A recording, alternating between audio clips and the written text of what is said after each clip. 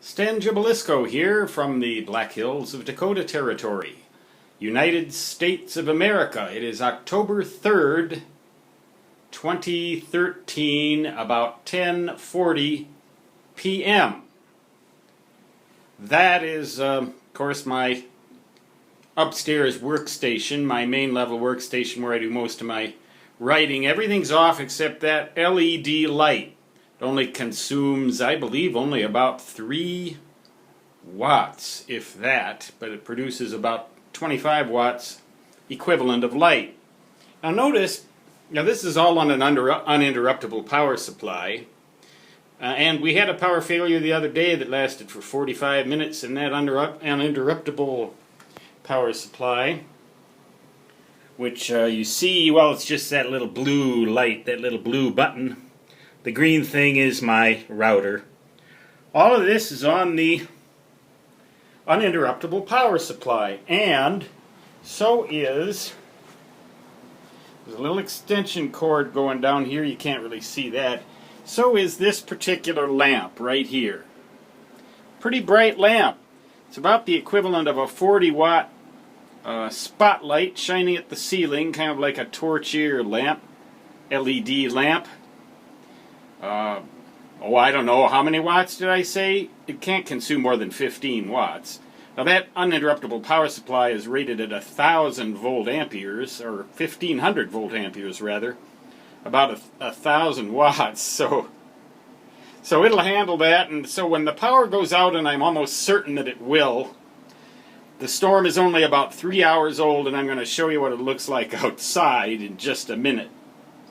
Here, but that light will stay on so that at least, I'll be able to see to brush my teeth, and I'll be able to see to go to the bathroom. The worst thing that can happen during a power failure is to take a leak and miss the pot, because you can't see the pot. Now these other lights here, they're all going to go out. So will the cooking apparatus, so I'm hoping to get my pink slime and broccoli in pretty quick. But I'm going to show you why I'm almost certain the power is going to fail. First of all, this storm is only 2 hours old. 2, maybe 3 hours old, and it's got about 36 hours to go. We've already had 2 or 3 inches of snow, so you can do a little extrapolazione and figure out how much snow we're likely to get in total. That is old number 7. And the reason I parked it out like that is because when we have 3, 4, 5, and possibly even 6 feet of snow, I don't want to have to shovel that whole driveway to get out. I mean, the plow will take a couple days to get here anyway. But at least I'll be able to, I'll probably have to find the doggone thing first before I can start taking it out. And then that snow will get in the back there and add some extra weight. I'll just level it off and we'll have a 4-wheel drive. It's already in 4-wheel drive. Notice the road. And notice this tree. Look at that tree. Still fully leafed out.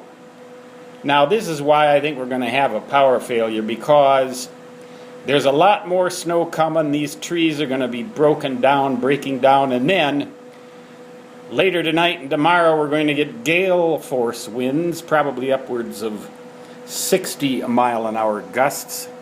If we don't have a power failure, I'll be extremely, extremely surprised.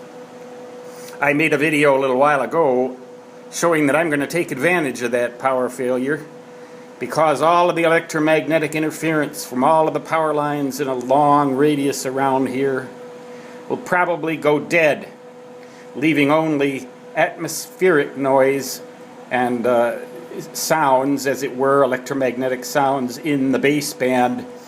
That is 0 to about 5 or 6 kilohertz baseband, which might also be called ultra low frequency. So I've got my amplifiers and stuff, and I've got a baseband receiver all ready to go. And for once, instead of going 500 miles away from nobody, I can do it right here. And got that generator, got the uninterruptible power supply, got the nerd cave down here. That has another uninterruptible power supply. You've seen that, the hack job I did on that, so that'll stay going. The nerd cave will stay going. Even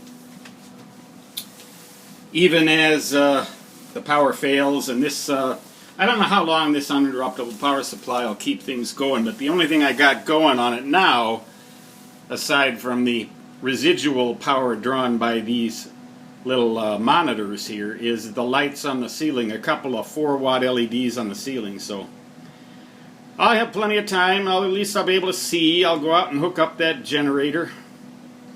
And I got all tanks full of gas ready for it. We could probably have and I don't have to run the thing continuously, you know. But for the source of heat, even if everything else fails, I got this wood stove going right down here. It's 96 degrees down here in the Nerd Cave right now. That air, that hot 96 degree air, gets sucked by the furnace fan, which is also connected to the generator to a little vent up there, and so I don't even have to run the furnace. The furnace is off. Right now it's about 30 degrees. The furnace is off anyway. And it'll stay off, just the fan will be running. I'll have this old wood stove going, got a whole shed full of firewood. So bring it on, say I. Bring on the epic winter. Stan Gibilisco from the Black Hills of South Dakota, United States of America. Signing off until a little later when I can show you a video from during the inevitable power failure. So long.